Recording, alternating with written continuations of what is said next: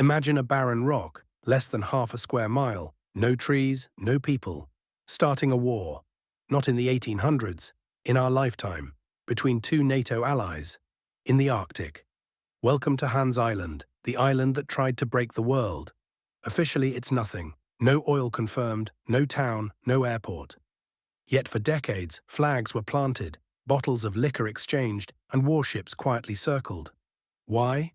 Because on this ice-blasted rock, an invisible line went missing, and with it, the certainty of where nations end. Here's the contradiction.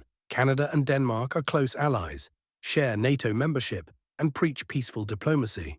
Yet for nearly 50 years, they quietly fought over a rock so remote, most maps ignore it. Each side claimed it.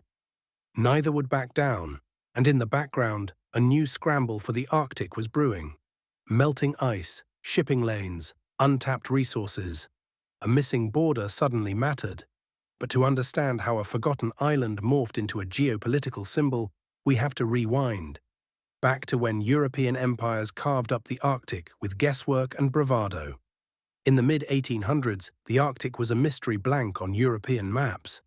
Britain, Denmark, and later Canada used expeditions to sketch coastlines and claim prestige. In 1850-51, British explorers led by Captain Erasmus Ommaney and others charted a small island in the Nares Strait between Greenland and Ellesmere Island. They named it Hans Island, likely after Hans Hendrik, a Greenlandic Inuit guide, but those early maps were rough. Coordinates were imprecise. No one imagined that one tiny label, casually inked on a frigid map, would later collide with satellite GPS and modern international law. Denmark's grip on Greenland hardened in the early 20th century. In 1933, the Permanent Court of International Justice confirmed Danish sovereignty over all of Greenland after a dispute with Norway. To Copenhagen, that meant everything off Greenland's coast probably belonged to Denmark too. Canada, meanwhile, was slowly asserting its Arctic identity, inheriting British claims and planting RCMP posts in the polar desert. But here's the catch. Nobody drew a precise maritime boundary between Greenland and Canada. For decades, it didn't matter. There was no oil rush, no container ships, and no GPS to expose the ambiguity.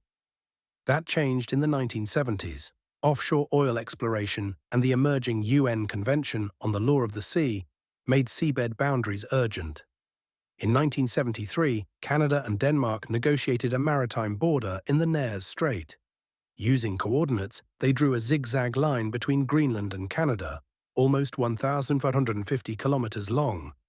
But at one key segment, the line suddenly jumped north, then south, skirting around one tiny spot. Hans Island.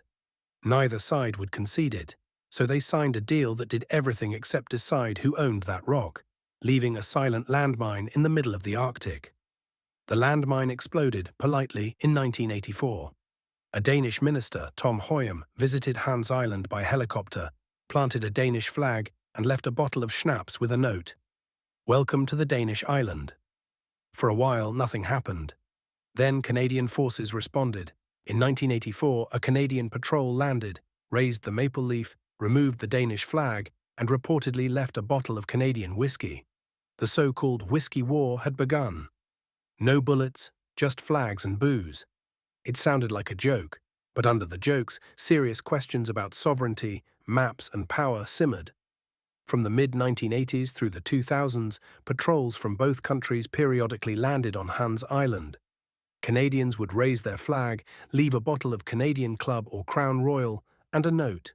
Danes would later swap it for a Danish flag, leave schnapps or aquavit, and their own note. Media dubbed it the world's most polite war. But that wasn't the only problem. Every time photos surfaced, domestic audiences reacted. Nationalists, commentators, even some politicians demanded firmness.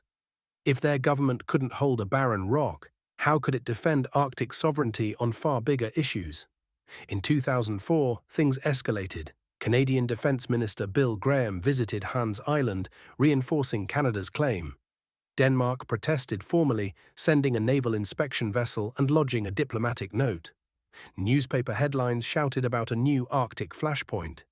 But something unexpected happened. Both sides realized the optics were dangerous. Here were NATO allies, shoulder to shoulder in Afghanistan, suddenly sparring over a rock. Meanwhile, Russia was planting flags on the seabed under the North Pole in 2007, and the United States eyed Arctic shipping lanes. A family quarrel in the Arctic could weaken everyone's negotiating position. As climate change accelerated, the Arctic stakes skyrocketed. Satellite images showed sea ice retreating. Analysts projected new shipping routes, the Northwest Passage, the Northern Sea Route, even transpolar shortcuts. Under the seabed lay potential oil, gas, and minerals. In this context, Hans Island wasn't about the rock itself. It was a test case. If Canada and Denmark bungled this, other powers, especially Russia and increasingly China, could argue Arctic borders were negotiable. A tiny, uninhabited island had become a symbol. Either the Arctic would be governed by law and cooperation, or by unilateral muscle and brinkmanship. In 2007, a Russian mini-sub planted a titanium flag on the seabed at the North Pole, part science mission, part geopolitical theater. Western media called it a new Cold War beneath the ice. NATO exercises in the Arctic grew larger. US, Canadian, Danish, and Norwegian militaries trained in extreme cold. Against this backdrop, Hans Island looked less like a joke and more like a potential spark. If allies couldn't calmly solve a playground-sized dispute, what message would that send to rivals ready to test boundaries from the Baltic Sea to the Bering Strait? So behind the scenes, diplomacy got serious. In 2005, Canada and Denmark set up a joint working group to address the dispute. They agreed on a basic principle: no military confrontation, no escalation. Over the next decade, technical experts reviewed historical maps, satellite images, and legal precedents. They considered options. One country owns it, shared ownership, or even cutting the island in half. It sounds absurd, but international law allows land boundaries across small features.